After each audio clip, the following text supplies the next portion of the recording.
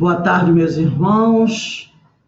Estamos todos aqui na Sociedade de Estudos Espíritas Francisco de Assis, em Petrópolis, Rio de Janeiro, hoje, dia 18 de fevereiro de 2022. E nesse horário, às 16h15, nós estudamos esta obra, Parábolas e Ensinos de Jesus, de Caibar Schutel. Lembrando sempre aos companheiros que na quinta-feira, às 18h15, nós estudamos a segunda parte desta obra, que são os Ensinos de Jesus. E na sexta-feira, às 18h15, nós estudamos as Parábolas de Jesus. Assim estudamos toda a obra de Caibar, não é? Então, nós vamos iniciar a nossa reunião da tarde de hoje, já à noite, né? À noite de hoje, fazendo a nossa prece. Então, vamos, nesse momento, elevar o nosso pensamento ao alto, pedindo a Deus, nosso Pai Criador, a Jesus, nosso Mestre, e a proteção também dos amigos espirituais, para todos nós que nos encontramos aqui, Senhor,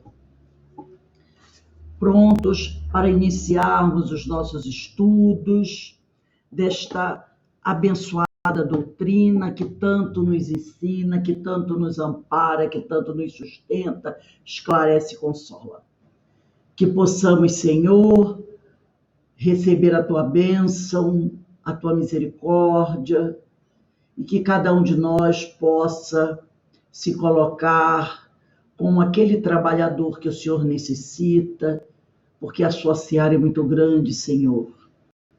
A sua seara tem muito poucos trabalhadores, mas o número daqueles que estão sofrendo e necessitados é muito grande, como esse momento que vivenciamos agora, na região serrana, na cidade de Petrópolis. E por acréscimo de misericórdia, Senhor, te pedimos a tua compaixão, o teu olhar abençoado, envolvendo a todos esses nossos irmãos que aqui se encontram, encarnados e desencarnados, e suas famílias. Muitos se encontram em aflição, em desespero, sofrendo terrivelmente devido aos fatos ocorridos esta semana. Que o Senhor envie teus anjos, Senhor, para envolver, abraçar, consolar, amparar esses nossos irmãos em sofrimento, nesse sofrimento imenso. E que aqueles que estão no trabalho, na luta, buscando com as suas mãos cavar a terra, para buscar encontrar um irmão seu que pode ali estar ainda com vida, ou mesmo para recuperar o seu corpo, que esses irmãos continuem cheios de coragem, de amor, porque o trabalho é muito difícil, Senhor. Abençoe esta cidade, Pai amado. Envolva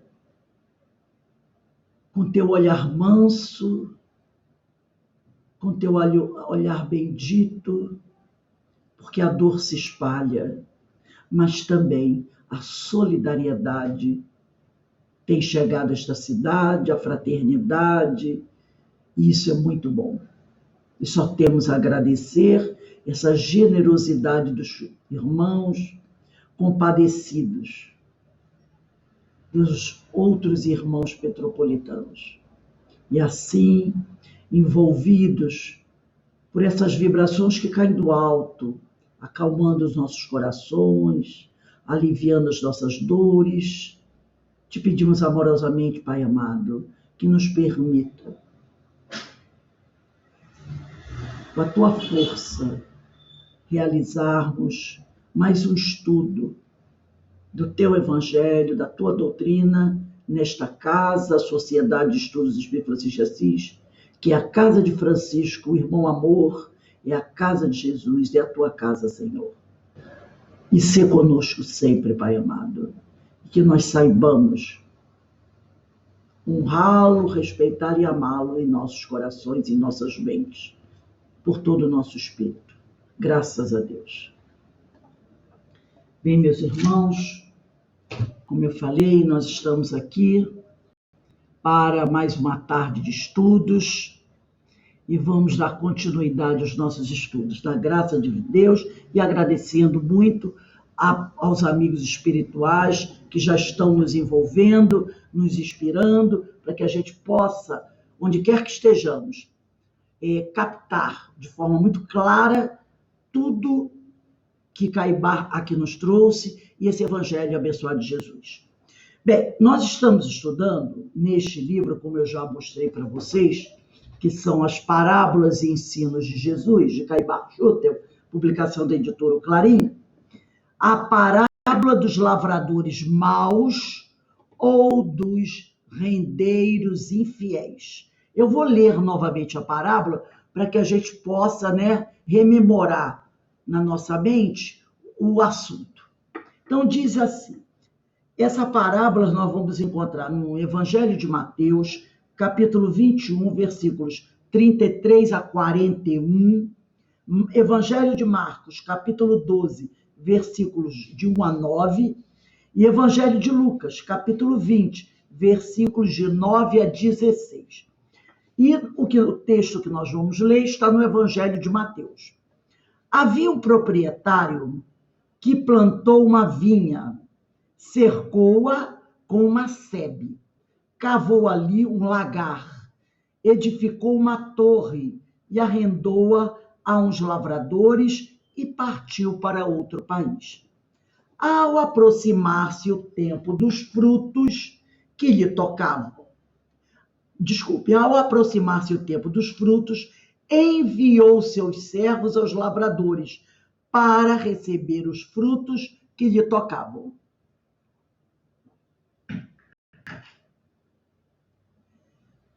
Estes, agarrando os servos, feriram um, mataram outro, e a outro apedrejaram. Enviou ainda outros servos em maior número, e trataram-nos do mesmo modo. Por último, enviou-lhes o seu filho, dizendo: terão respeito ao meu filho. Mas os lavradores, vendo-o, disseram entre si: este é o herdeiro. Vinde, matemo-lo e apoderemo-nos da sua herança. E agarrando-o, lançaram-no fora da vinha e mataram-no. Quando, pois, vier o senhor da vinha, que fará aqueles lavradores? Responderam-lhe: fará perecer horrivelmente a estes malvados, e arrendará a vinha a outros, que lhe darão os frutos no tempo próprio. Então, esse é o texto que Mateus nos trouxe para falar da parábola dos lavradores maus ou dos rendeiros infiéis, que também pode ser conhecida por parábola dos vinhateiros homicidas. Nós já lemos essa primeira parte da parábola e estamos agora na segunda parte, que fica na outra folha, tá? Podem virar a outra folha, que começa assim. Então, vamos lá, Ela começa assim. A seara, já encontraram todo mundo? A seara é a humanidade, diz Caibar. O proprietário da parábola é Deus. A vinha que ele plantou é a religião. O lagar são os meios de purificação espiritual que ele concede. A casa que edificou é o mundo. Os lavradores que arrendaram a lavoura são os sacerdotes de todos os tempos, desde os antigos que sacrificavam o sangue dos animais até os nossos contemporâneos. Então, nós já percebemos aqui que essa parábola, ela é cheia, vamos dizer assim, de mistérios. Então, nós vamos entender aqui que mistérios são esses. Então, segundo Mateus, o proprietário, né? O proprietário, vamos começar a destrinchar isso. O proprietário, segundo Mateus, ou o homem, segundo Marcos e Lucas, representa Deus. Porque, como nós falamos no início, essa parábola ela foi contada por Mateus, por Marcos e por Lucas. E cada um trouxe um senhor, um tipo de senhor. Eu vou abrir aqui rapidamente, vocês não precisam abrir, não. Em Marcos 12, só para ver, Marcos 12, versículo 1. Só para ver como ele foi apresentado aqui. Marcos 12, versículo 1, começa assim. Começou a falar-lhes por parábola. Um homem plantou uma vinha. Percebeu? Um homem plantou uma vinha. Assim começa Marcos. Mateus diz, havia um proprietário que plantou uma vinha. Mateus chama de proprietário, o homem que plantou a vinha. Marcos, ele diz que foi um homem, já é diferente. Para Mateus é um proprietário, para Marcos é um homem. E para Lucas, vamos ver Lucas aqui. Como é que Lucas, no capítulo 20, conta quem foi que contou. Ele diz aqui, capítulo 20, Lucas. Lucas diz assim, começou a dizer ao povo esta parábola, um homem. Então, Marcos e Lucas dizem que foi um homem que plantou a vinha. Então, Marcos e Lucas dizem que foi homem. E Mateus diz que foi um proprietário. Proprietário, né? Cada um identifica de uma forma. Então, o proprietário, segundo o Evangelho de Lucas, ou o homem, segundo o Evangelho de Mateus e Lucas, representa Deus. É isso que ele está querendo dizer. Que para Mateus, que diz que foi um proprietário que plantou a vinha, e para Lucas e Marcos, que dizem que foi um homem, esse proprietário de Mateus, ou esse homem explicado por Marcos e Lucas, representam Deus. Agora, a vinha representa o mundo, entendeu? Então, Deus, representado pelo proprietário no Evangelho de Mateus, ou o homem, representado, né, referido por Marcos e Lucas, representam Deus. Agora, e a vinha, nos três evangelhos aparece a vinha, representa o mundo. Marcos e Mateus, no evangelho deles, eles falam sobre a sebe. Tanto é que está aqui, na parábola. Havia um proprietário que plantou uma vinha, cercou-a com uma sebe, tá? Marcos e Mateus vão falar da sebe, vão falar do lagar e vão falar da torre. Lembra que eu sempre digo para vocês, para a gente tomar cuidado, na hora de estudar o Evangelho, eu estou falando da Bíblia, tá? Eu estou falando da Bíblia, para a gente não levar a Bíblia, né, assim, ao pé da letra, porque ela é cheia de simbolismos.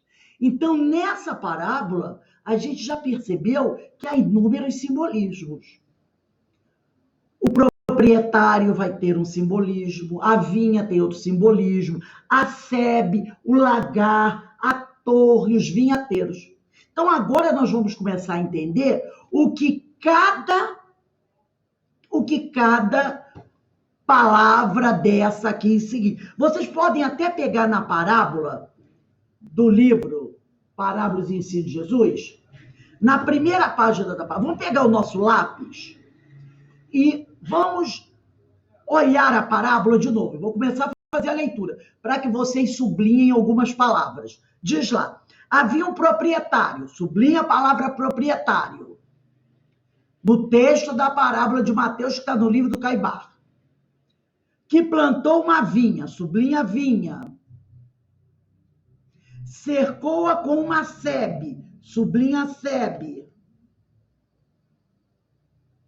cavou ali um lagar, sublinha lagar, edificou uma torre, sublinha torre, e arrendou a uns lavradores, sublinha lavradores.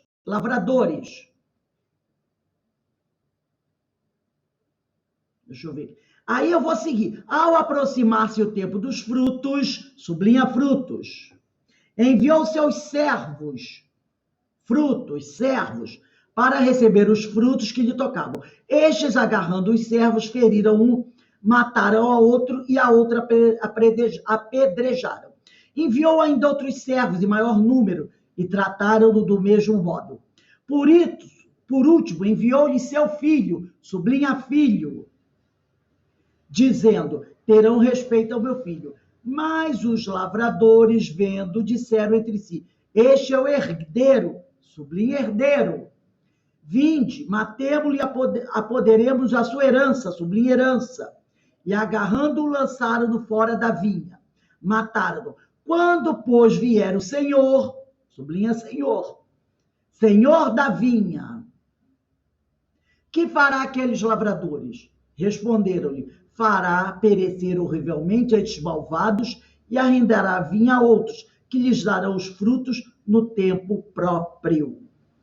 Então, olha lá, tempo próprio. Então, nós temos aqui proprietário, vinha, sebe, lagar, torre, lavradores, frutos, servos, filho, herdeiro, herança, senhor da vinha, tempo próprio. Todas essas palavras usadas representando símbolos. E agora nós vamos entrar em contato com o significado de cada símbolo desse, tá bom? Então vamos lá. Sebe. Vamos começar pela sebe. A sebe, ela é uma cerca de arbustos. Todo mundo sabe, né? Aquela cerca de arbustos. Simboliza a sebe a lei divina. Quem quiser puxar com uma setinha aí no texto, pode puxar. A sebe simboliza a lei divina. Pode puxar uma setinha na palavra sebe e botar assim, lei divina, tá? Essa lei divina é a religião de amor, de respeito aos semelhantes. Ela serve para proteger o mundo. Quando, às vezes, a gente vê muito isso em casas lá nos Estados Unidos. Aqui no Brasil, normalmente, as pessoas fazem um muro para separar uma casa do outro. Mas nos Estados Unidos é muito comum você ter uma casa e aí o cara faz uma sebe de plantas que separa uma casa da outra. Então, tem algumas plantas que elas crescem juntinha e depois o jardineiro vai cortando ela e ela forma quase que um muro, entendeu? Dividindo alguma coisa da outra, para proteger, de repente, uma coisa da outra. Então, a sebe, essa cerca de arbustos, né? Ela simboliza a lei divina, que é a religião do amor, de amor, a religião que nos ensina a respeitar os nossos semelhantes. Então, ela serve, essa religião, essa lei divina, ela serve para proteger o mundo. Proteger como? Estabelecendo limites e orientações adequadas a todos aqueles que trabalham na vinha.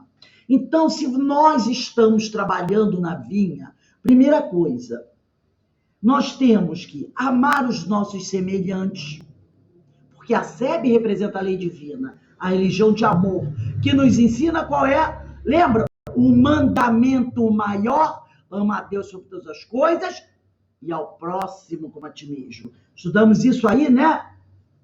Falamos disso na semana passada. Então, ela nos ensina isso.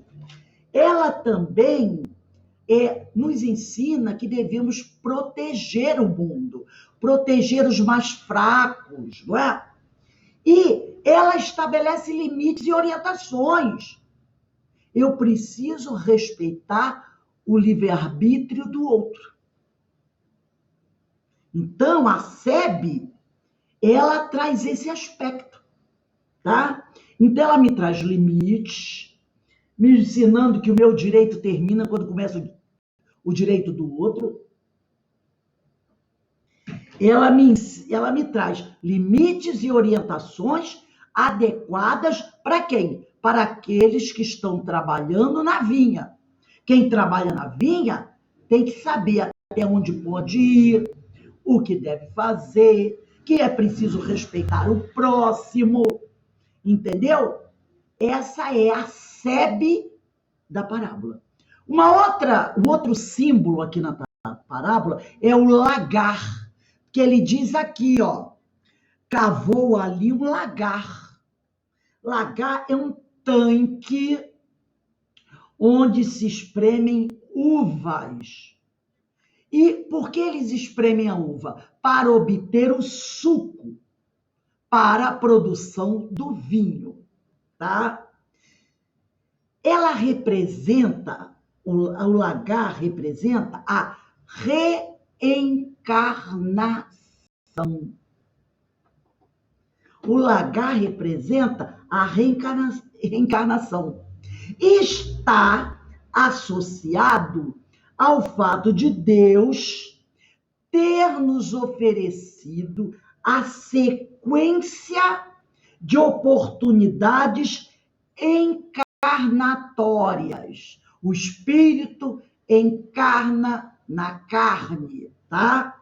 De modo que a evolução espiritual fosse gradualmente sendo obtida da parte material, assim como o suco, que representa o espiritual, é retirado das uvas, que é a matéria. Então, o lagar representa a reencarnação. Então, olha só, né? É um tanque onde se espremem as uvas. Para dessa uva espremida, você tirar o suco. A reencarnação é o lagar.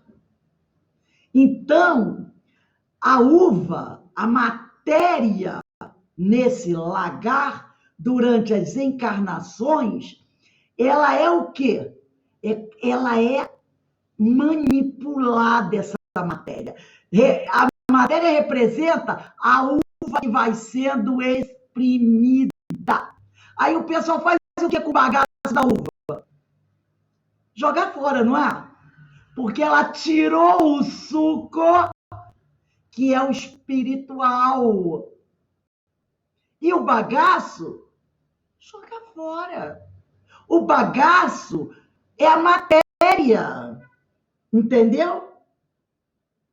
O suco é que é o espiritual. É do suco que é feito o vinho. Então, a matéria representa, vamos dizer assim, a uva, que através das inúmeras reencarnações vai sendo espremida, aprimorada, para a obtenção do suco, que é o espiritual, que é retirado da matéria uva. Percebeu a comparação? Tá dando para acompanhar esse simbolismo? Então, o lagar é a reencarnação, é a encarnação, né? A reencarnação, mas é o espírito vindo à carne. E Deus vai nos proporcionar várias visitas ao lagar. Entendeu? Deus vai nos dar, vai nos oferecer uma sequência de encarnações. O Espírito virá na carne inúmeras vezes, para que assim ele possa, com o passar do tempo, ir evoluindo espiritualmente. Um outro simbolismo que nós vamos ter aqui é a torre. Olha lá. Havia um proprietário que representa Deus, que plantou uma vinha, cercou-a com uma sebe, cavou ali um lagar, edificou uma torre. A torre, todo mundo sabe, né? É um edifício alto, com o objetivo de quê? De proteção. Não é assim? Nos castelos tinham as torres, visando o quê? A proteção. Mostra a torre a necessidade de vigiarmos constantemente, a fim de que nossas opções, nossas escolhas estejam de acordo com o ideal de paz proposto na lei divina. Então, a função da torre é essa, é vigiar. Então, nós temos que estar sempre vigilantes para ver se as nossas escolhas estão de acordo com o ideal de paz proposto na lei divina. Serve, sobretudo, a torre para verificar se a vinha está sendo atacada, envolvida, invadida por alguma força estranha também. Porque, às vezes, a vinha pode ser atacada, não pode? E como é que nós poderemos perceber isso? Estando no alto da torre, a nossa visão é sempre maior do que se nós estivermos embaixo. Então, a torre tem esse sentido de proteção. Nós vigiarmos as nossas opções e percebermos se a vinha está sendo invadida. Também nós vamos encontrar uma outra palavra, não peguei todas, é claro, os vinhateiros, né? Quem são aqueles vinhateiros? Porque nós vamos encontrar também essa parábola, se eu não me engano foi Marcos, deixa eu só pegar aqui, que ele chama, Marcos ou Lucas, rapidinho eu vejo aqui, é Lucas capítulo 20, deixa eu ver aqui, Lucas capítulo 20, ele chama parábola dos vinhateiros homicidas, ele chama de vinhateiros, tá? Então ele chama vinhateiros. E aqui, o Mateus chama de lavradores, tá? Lavradores. Então, eu mandei sublinhar lavradores, mas também podem ser chamados de vinhateiros, porque Lucas chama a parábola dos vinhateiros homicidas. Então, os lavradores ou vinhateiros simbolizam os religiosos, tá? Eles representam os religiosos. Eu vou aqui só aumentar um pouquinho aqui. Eles representam os religiosos responsáveis por zelar pela vinha, tá? Então, eles são os religiosos por zelar pela vinha. A vinha, nós já falamos aqui, é o mundo. Eu comecei dizendo, o proprietário, segundo Mateus, ou o homem, segundo Marcos e Lucas, representa Deus. E a vinha, o mundo. Para os três, Mateus, Marcos e Lucas, a vinha representa o mundo. Então, os vinhateiros, vinhateiro é uma palavra derivada da vinha, não é isso? Os vinhateiros ou os lavradores são os religiosos responsáveis por zelar pela vinha, por zelar pelo mundo. A eles, a esses religiosos, cabe cuidar para que a colheita seja farta e os frutos que representam o progresso. Os frutos representam o progresso. Pode puxar uma setinha aí e botar. Os frutos representam o progresso.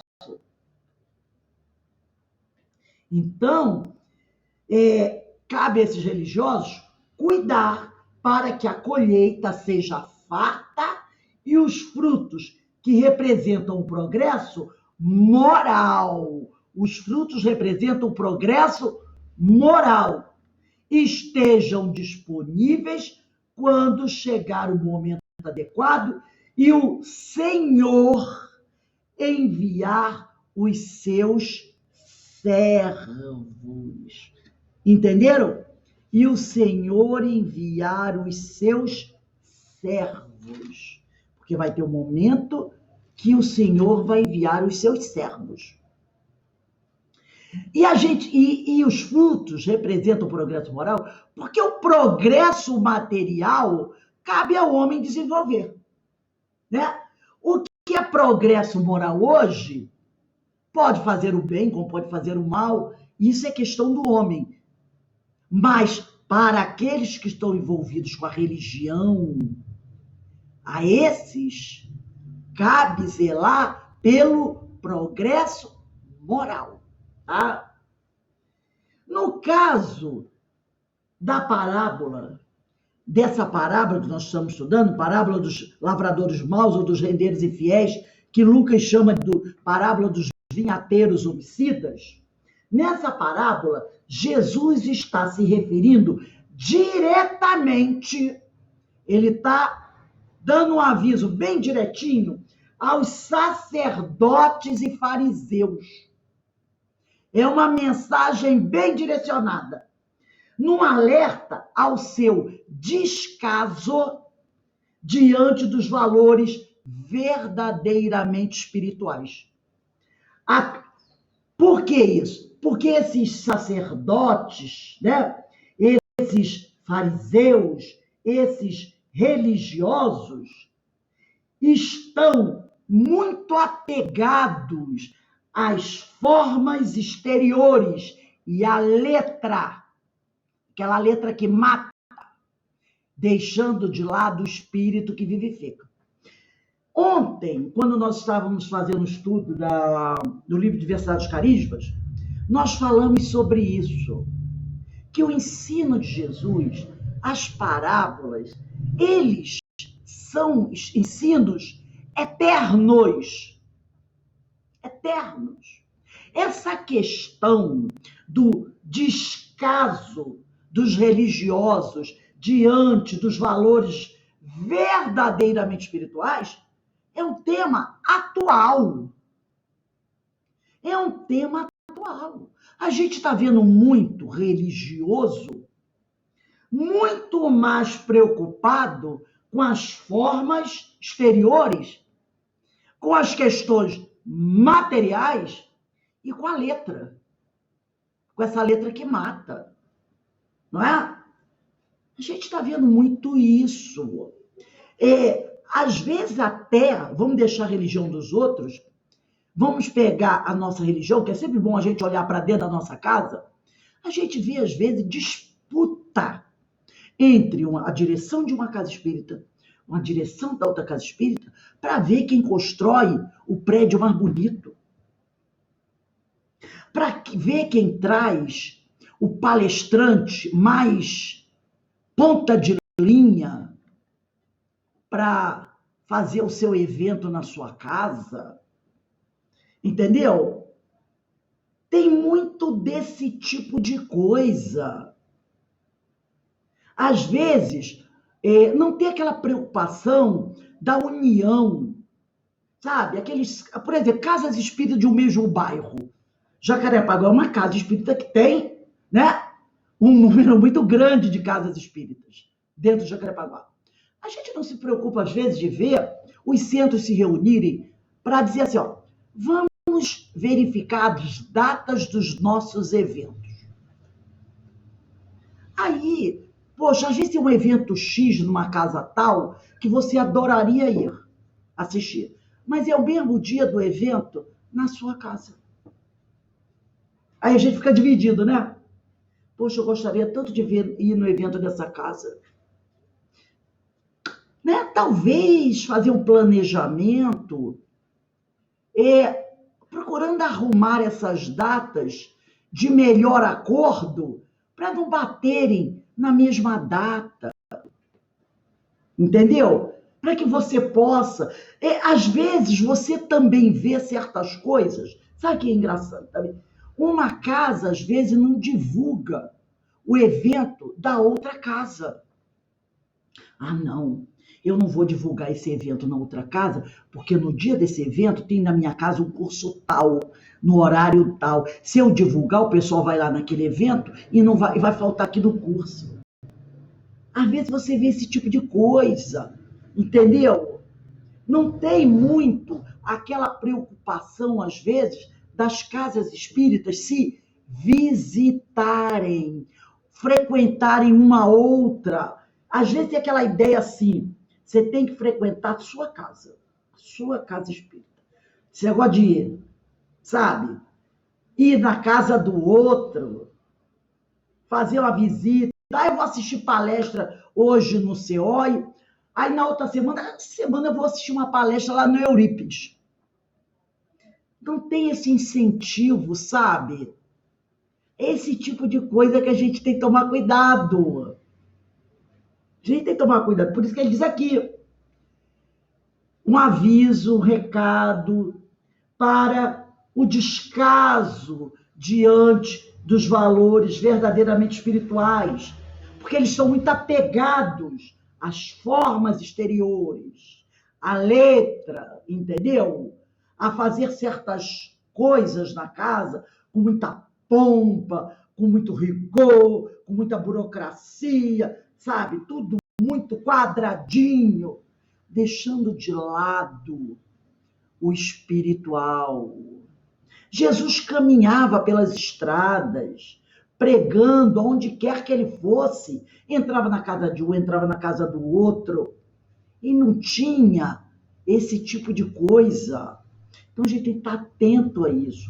Aqui em Petrópolis tem um evento, que devido à pandemia foi suspenso.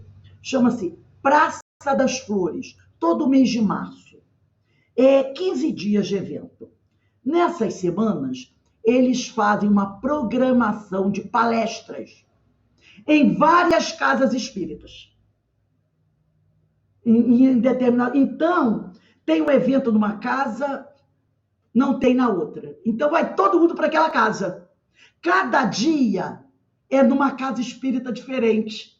No primeiro e segundo ano que eu cheguei aqui, não teve problema na pandemia, então a gente tinha o programa a semana toda. Tanto que naquela semana da Praça das Flores, a gente não fazia reunião, não fazia estudo nem nada. Para a gente poder ir. Então, assim, eu conheci várias casas espíritas. Cada dia a gente ia numa casa. Um dia assistia a palestra na UMEP, na outra a gente ia no Oswaldo Cruz, na outra a gente ia no outro centro, lá no outro bairro. E todo encontrava pessoas de vários centros espíritas. E haviam palestrantes que vinham de fora, outros eram palestrantes aqui. Muito interessante. E havia na Praça da Cidade, né, Praça Dom Pedro, uma grande feira de livros, onde várias casas se reuniam ali para colocar seus livros. Então, muito interessante esse evento. E eu estou sentindo falta dele. Então, é isso que Jesus está querendo falar nessa parábola, tá? Chamando a atenção para esses sacerdotes que esqueceram dos valores verdadeiramente espirituais. Vamos voltar agora para o livro do Caibar. No livro do Caibar, continua assim. Pulou uma folha depois da parábola, tá? Aí tem 5 estrelinhas e embaixo está escrito assim. A seara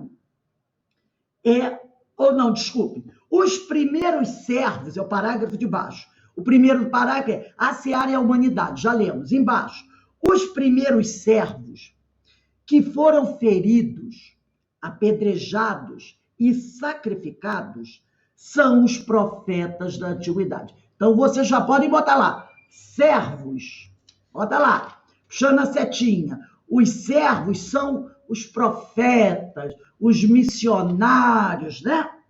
Então, os primeiros servos são aqueles que vieram lá no passado. Lembra quando nós estudamos a história do povo hebreu? Aqueles que vieram, né? Abraão, por aí. Os primeiros servos foram feridos, apedrejados e sacrificados. São os profetas da antiguidade, que passaram por duras provações. Elias, Eliseu, Daniel, que foi posto na cova dos leões. O próprio Moisés, que sofreu com os sacerdotes do faraó e com os israelitas fanatizados, que chegaram a fundir um bezerro de ouro para adorar contra a lei do Senhor. Está todo mundo lembrando essa história, né? Depois vieram outros servos, né? Veio João Batista, que foi degolado. E depois outros servos que passaram pelos mesmos sofrimentos dos primeiros, os apóstolos e profetas, como Estevão, que foi apedrejado, né? Que foi lapidado. Paulo também foi decapitado. Pedro foi pregado na cruz de cabeça para baixo. João ficou preso 20 anos numa ilha, realizando trabalhos forçados, também apanhou muito. Tiago também, que foi morto, foi decapitado, que sofreram martírios, e todos os demais que não têm acompanhado as concepções sacerdotais. Então, todo servo do Senhor, tá? Todo profeta, todo missionário do Senhor que não segue esses sacerdotes e fariseus, tá? Que agem com descaso diante dos valores verdadeiramente espirituais, que são apegados à matéria, que são apegados às formas exteriores, são atacados. São atacados. Como o próprio Jesus foi.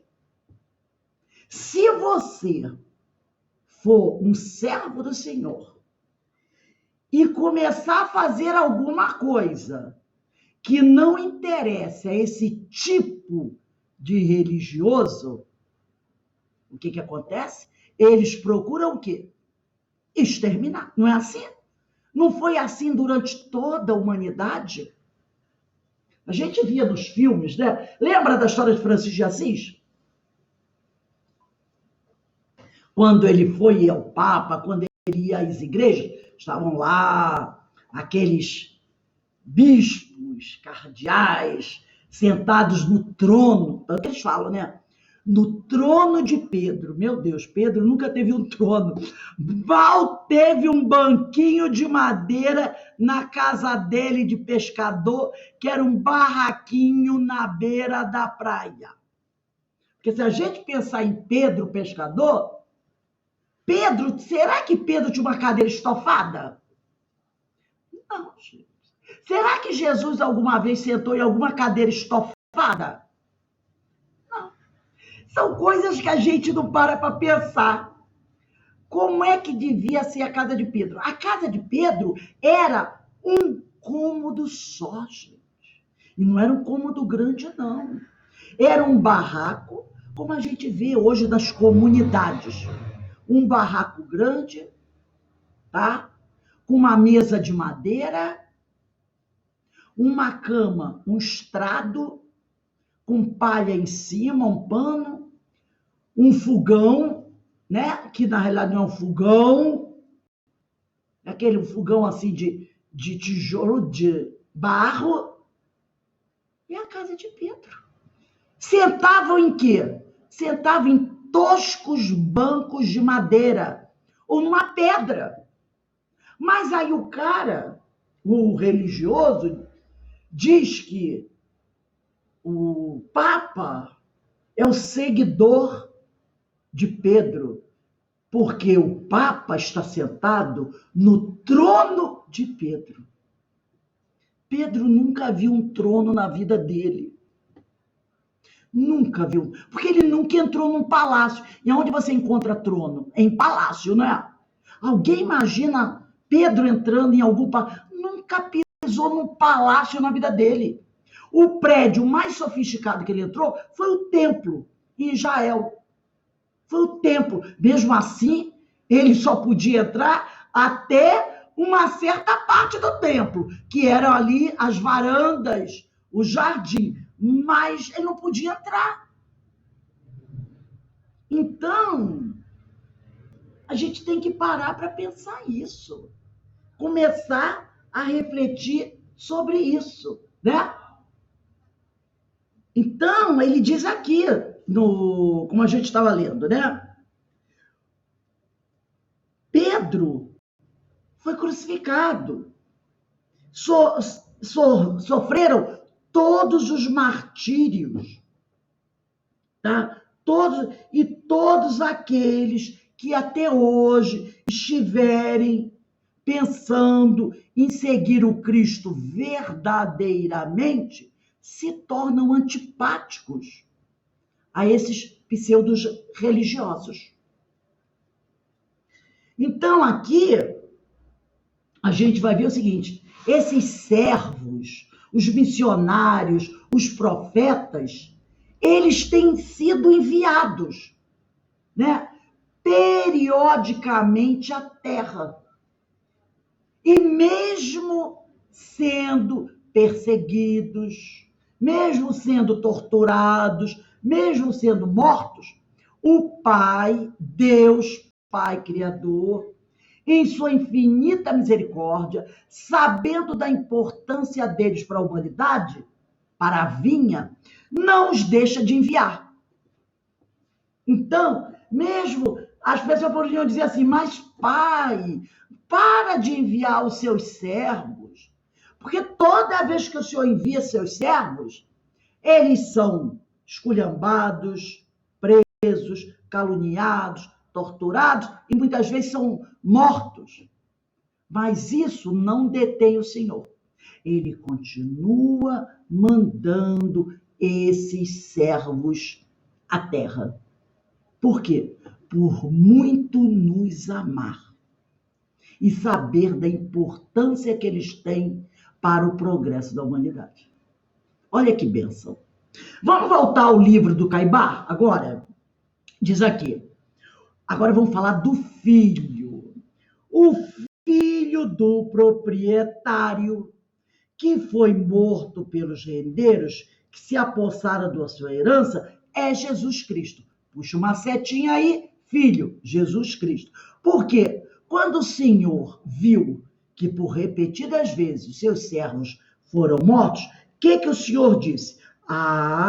Eu vou mandar agora o meu filho, porque eles terão respeito ao meu filho. Mas os lavradores não tiveram e mataram o filho do Senhor. Então, o filho do proprietário que foi morto pelos rendeiros, que se apossaram da sua herança, é Jesus Cristo, Senhor nosso, que sofreu o martírio ignominioso da cruz. Foi tratado da mesma maneira violenta que os outros servos, tá? E de acordo com as previsões das parábolas, diz Caibar, os tais sacerdotes se apossaram da herança com a qual se locupletam fartamente, deixando a seara abandonada e a vinha sem frutos para o proprietário, que é Deus. Então, eles se apossaram dessa herança. Que herança seria essa? A herança é o poder divino. Só que a gente vai ver sobre isso, né? Eles matam o filho do Senhor para lhe roubarem a herança. Porque quando Jesus chega, o que Jesus diz? Eu sou o Messias. Eu sou o Filho de Deus, o enviado, o Messias que vocês aguardam há muito tempo. O grande príncipe. E ele diz, mas o meu reino não é deste mundo. Esses homens não querem reconhecê-lo como o Messias, o herdeiro, aquele a quem nós devemos honrar.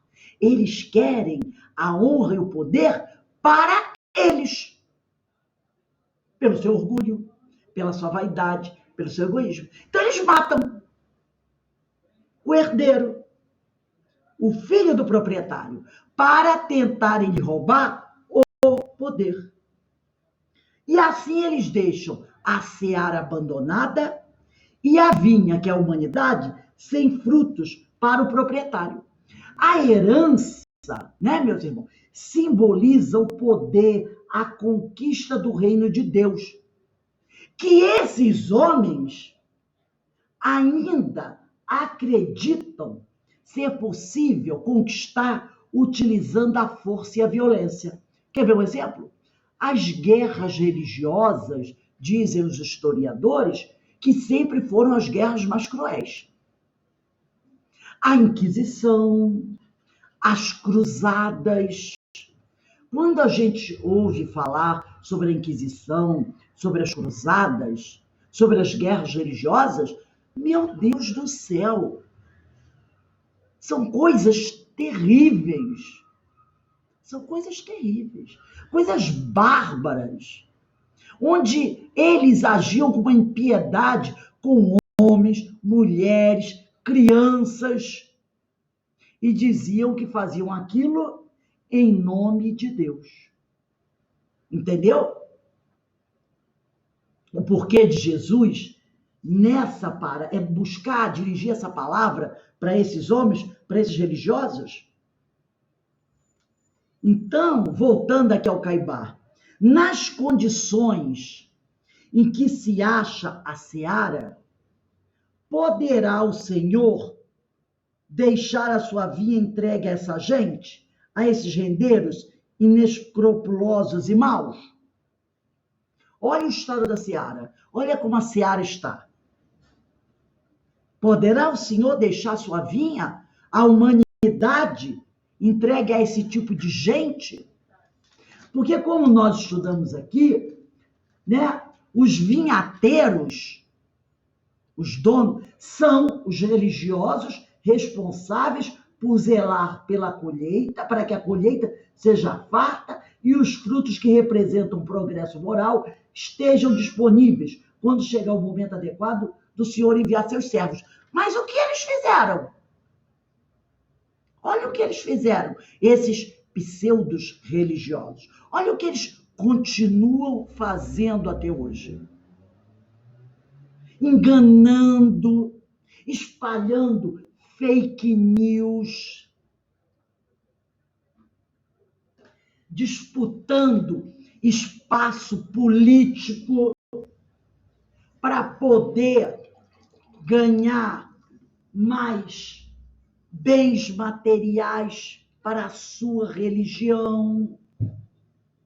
Outros religiosos buscam, ele não busca os bens materiais, mas ele quer o quê? Aparecer na mídia, fazer sucesso, ser endeusado, ser seguido, ser idolatrado, ser colocado no altar.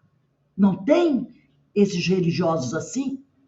Publicarem livros com capas belíssimas, com conteúdo dos quais eles não estão preocupados, para poder dizer que tem sucesso, para ser convidados para participar de seminários em outros países. Aí a questão da vaidade, vira uma estrela, um superstar, aparecer na mídia. É isso que eles querem. Então, o que eles dizem aqui, Caibá, nas condições em que se acha a seara, poderá o Senhor deixar a sua vinha entregue a essa gente, a esses rendeiros que são os proprietários lavradores, inescrupulosos e maus? Continua Caibá, estamos certos de que se cumprirá brevemente a última previsão da parábola. Olha qual é a última previsão da parábola. Tá lá, vamos voltar à parábola. Ó, fará perecer horrivelmente a estes malvados e arrendará vinha a outros, que lhe darão os frutos no tempo próprio. Aí a gente para assim, peraí, quem são esses outros? Lembra dos trabalhadores da última hora? Percebeu? Os trabalhadores da última hora? Então ele diz aqui, o Caibar diz aqui, o Senhor tomará a vinha desses malvados e arrendará a outros, que lhe darão os frutos no tempo próprio. A confusão religiosa é a mais espessa escuridão que infelicita as almas. Continuando no texto de Caibar. A crença é como o fruto da videira, que alimenta, encoraja e vivifica. Olha aí, Alberto, você gosta da videira? A crença é como o fruto da videira, que alimenta, encoraja e vivifica, assim como este fruto alimenta o corpo. Aquele alimenta, assim como este alimento, que a uva alimenta o corpo, aquele que é a crença alimenta a alma, né? A religião de Jesus Cristo não é o culto às exterioridades, os sacramentos, a fé cega. Também não é o fogo que aniquila e consome, o mal que vence o bem, o diabo que vence a Deus. A religião de Jesus não é isso, que muita gente diz, né? Não é o fogo que aniquila e consome o mal, não é, ou melhor, não é o culto às exterioridades, os sacramentos, a fé cega. Também não é o fogo que aniquila e consome o mal, né? Que vence. Não é o fogo que aniquila e consome. O mal que vence o bem, o diabo que vence a Deus. A religião de Jesus é o bálsamo que suaviza, é a caridade que consola, é o perdão que redime, é a luz que ilumina. Essa é a religião de Jesus. O bálsamo que suaviza, a caridade que consola, o perdão que redime, a luz que ilumina. Não é o aniquilamento, mas a vida. Não é o corpo, mas sim o espírito. Coisa linda, né? A religião de Jesus deve, pois, ser ministrada em espírito e verdade, e não em dogmas e com exterioridades aparatosas, né? Para que possa ser compreendida, observada e praticada pelo espírito. Quando ele fala em exterioridades aparatosas, naquelas cerimônias pomposas, entendeu? Ela não pode ser ministrada com aquelas cerimônias pomposas. Ela precisa ser compreendida, observada e praticada pelo espírito. O corpo é nada, diz Caibar. O corpo é nada. O espírito é tudo. O corpo existe porque o espírito aciona, o vivifica e o movimenta. Então, muitas pessoas dão mais valor, dão uma importância tal ao corpo que esquece que o espírito é que aciona o corpo. É o espírito que vivifica o corpo e o movimenta. No dia em que o espírito se separa desse corpo, nenhuma vida mais resta a esse invólucro, a esse instrumento. Então as pessoas, elas dão uma tal importância ao corpo, como se o corpo fosse o mais importante. Não é. Ele é tão frágil. Nós não estamos vendo ele nesse evento agora que ocorreu em Petrópolis? Olha a fragilidade do corpo, não é? Muitos ficaram soterrados, meia hora debaixo da terra. O que aconteceu? O corpo não resiste muito tempo. E o corpo morre, não é? Nós estamos vendo isso. Agora o espírito. Não. Ele é de eterno. Não precisa respirar. Não tem problema de afogamento. Não tem problema de desaparecer debaixo de escombros. Então, é preciso valorizar o espírito. Mais o espírito do que o corpo. Não estamos dizendo para desprezar o corpo, porque o corpo é um instrumento, né? Que o espírito utiliza para progredir, ele é importantíssimo. Mas o espírito é muito maior. Vamos pegar aí o nosso livro dos espíritos, porque ele diz aqui, ó, o corpo é nada, o espírito é tudo. O corpo existe porque o espírito aciona, o vivifica, o espírito o vivifica e o movimenta. Então vamos novamente rever essa questão do movimento do corpo.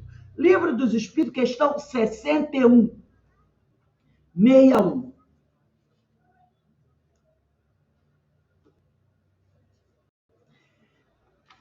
Parte primeira, capítulo 4, do princípio vital.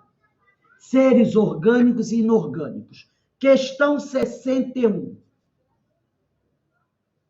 Kardec pergunta: há diferença entre a matéria dos corpos orgânicos, plantas, animais, o homem, e a dos inorgânicos, como mineral, né?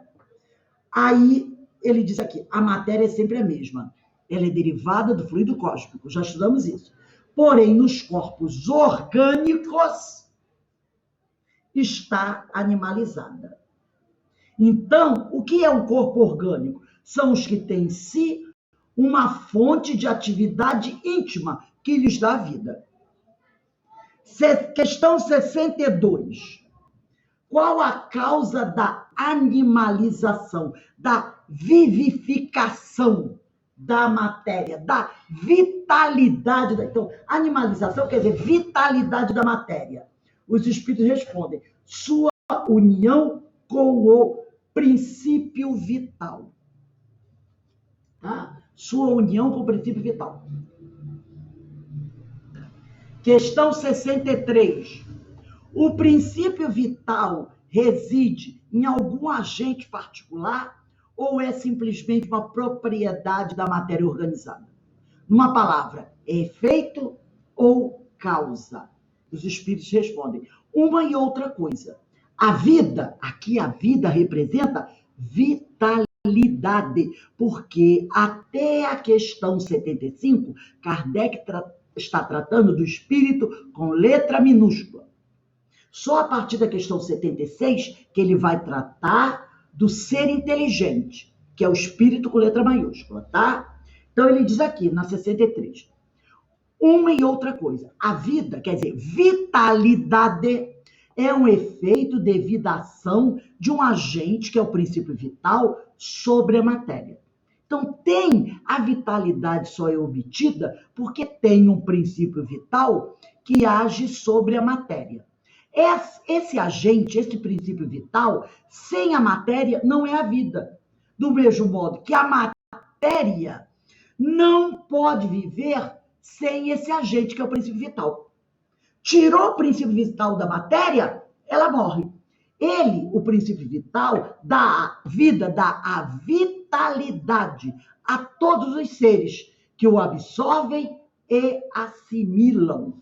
Por isso que ele diz aqui, e deixa bem claro, o espírito, o corpo existe porque o espírito aciona, o vivifica e o movimenta.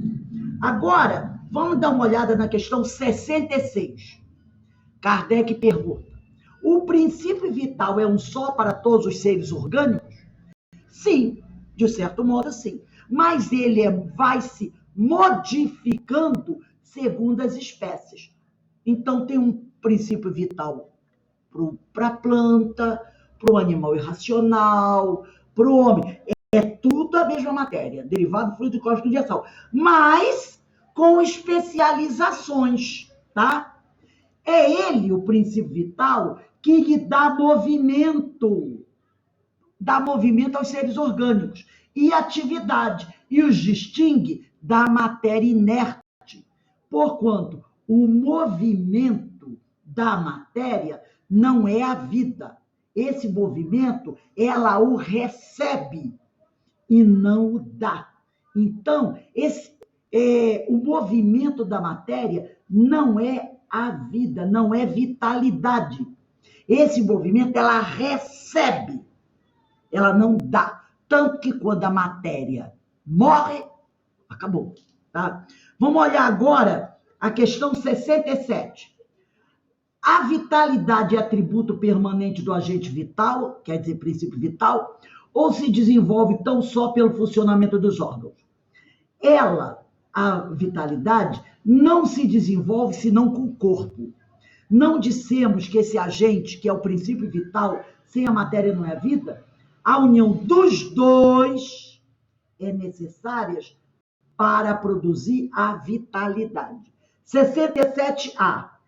Poder-se-á dizer que a vitalidade se acha em estado latente quando o agente vital não está unido ao corpo? Sim, é isso. O conjunto dos órgãos constitui uma espécie de mecanismo que recebe impulsão da atividade íntima ou princípio vital, que entre eles existe. O princípio vital é a força motriz dos corpos orgânicos, ao mesmo tempo que o agente vital, o princípio vital, dá impulsão aos órgãos, a ação destes órgãos entretém e desenvolve a atividade daquele agente, quase como sucede com o atrito, que desenvolve o calor. Quando os órgãos recebem princípio vital, os órgãos vão funcionando e sempre ativando esse princípio vital.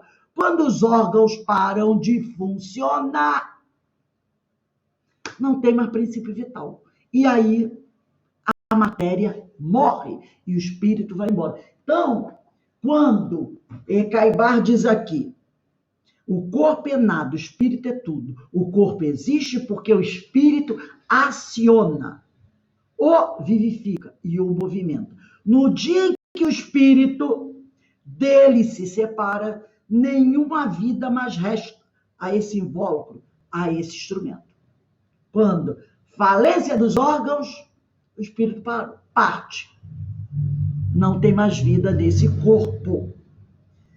Que é o violino sem o músico? Que é o relógio sem que se lhe dê corda? Que é a máquina sem maquinista? O corpo sem o espírito é morto e se desagrega como uma casa que cai e se converte em escombros. O padre, acho que é Padre Antônio Vieira, ele tem uma frase que ele diz assim: Você quer saber o que é a alma? Observa um cadáver. Percebeu? Não tem vitalidade. E aqui ele vai colocar uma frase em latim. O corpo pulvis est et in pulveris reverteris. Quer dizer, o corpo é pó e ao pó retornará. E se assim é, qual o efeito dos sacramentos e práticas sibilinas que não atingem o espírito? Então, os falsos sacerdotes se esmeram tanto em ter tantos dogmas, né? Tantas exigências, tantas cerimônias, cultuando um corpo que ao pó voltará. Né? Então ele diz, e se assim é, porque está lá em latim, o corpo é pó e ao pó retornará. E se assim é, se isso é verdade, qual o efeito dos sacramentos e práticas sibilinas, quer dizer, maléficas, melífluas, que não atingem o espírito?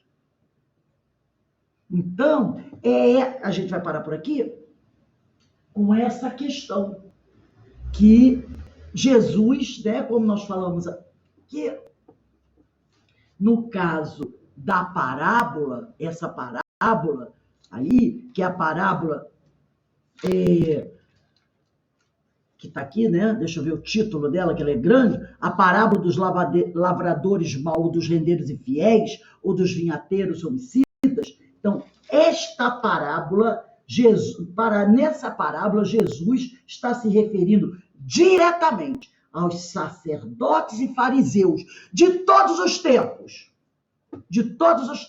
tá? Num alerta ao seu desacato, ao seu descaso diante dos valores verdadeiramente espirituais, apegados que estão às formas exteriores e à letra. Então, realmente, é uma grande chamada do Senhor. Alguém gostaria de dar alguma opinião, de fazer algum comentário sobre esse tipo de coisa do que nós vimos aqui, gente? Jesus era de plena sabedoria. Ele há 2.000 anos, mais de 2.000 anos, ele nos trouxe essa parábola e ela é tão atual, né? E Caibar tem a capacidade de esmiuçar, de dar um verdadeiro sentido. Porque se a gente pega a passagem por si próprio, a gente não consegue ver as nuances da mensagem, mas Caibar consegue nos trazer esse sentido profundo, né? E Jesus, como é atual, né?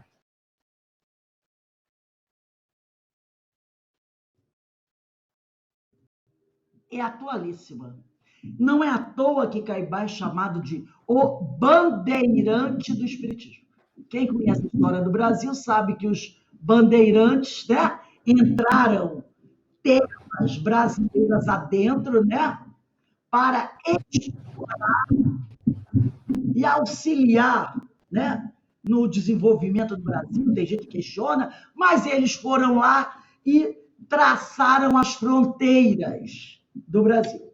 Foram eles que traçaram essas fronteiras, né? Fizeram esse trabalho. Então, ele é um trabalho, assim, que eu considero fantástico. Lógico que teve muita violência, teve isso e aquilo, mas a gente tem que observar o trabalho que foi feito e a época que viviam. Não vamos discutir isso, mas foi um trabalho hercúleo. E ele é chamado de o bandeirante do espiritismo. Um homem realmente desbravou esse evangelho.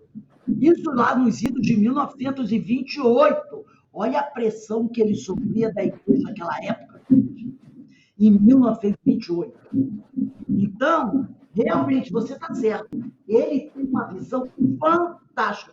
E, como nós já estudamos aqui, né, eu li até a biografia dele, ele hoje é o responsável pelo trabalho de divulgação da doutrina no Brasil.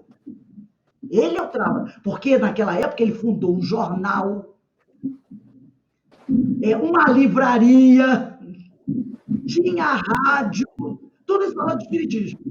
Ele era o responsável pela mídia, o grande bandeirante que emplacou a mídia espírita.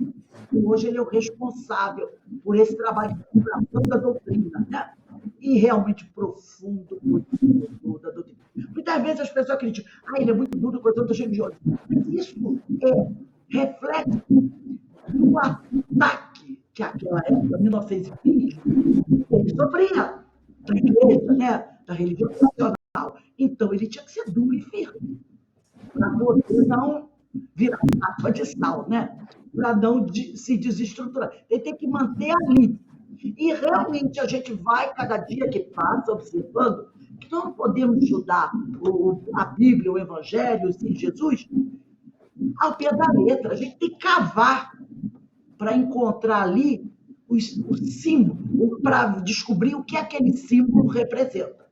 Olha aí, a sebe, a torre, os lavradores, os frutos, a herança, né? O lagar, tudo muito bem explicado, fazendo o link, que eu já falei sobre isso. Jesus precisou esconder os seus ensinos na parábola, para não serem deturpados. Então, eu acho um trabalho belíssimo, né? Um estudo muito rico, que eu acho que a gente tem que continuar fazendo, para compreender melhor o que Jesus nos trouxe. Eu vou pedir aqui para a nossa irmã Ideína fazer a nossa prece de encerramento, porque daqui a 15 para as 8, nós retornamos com o estudo do livro Nosso Lar. Pode fazer a prece para a gente, Ideína? Então, vamos elevar nosso pensamento a Deus em agradecimento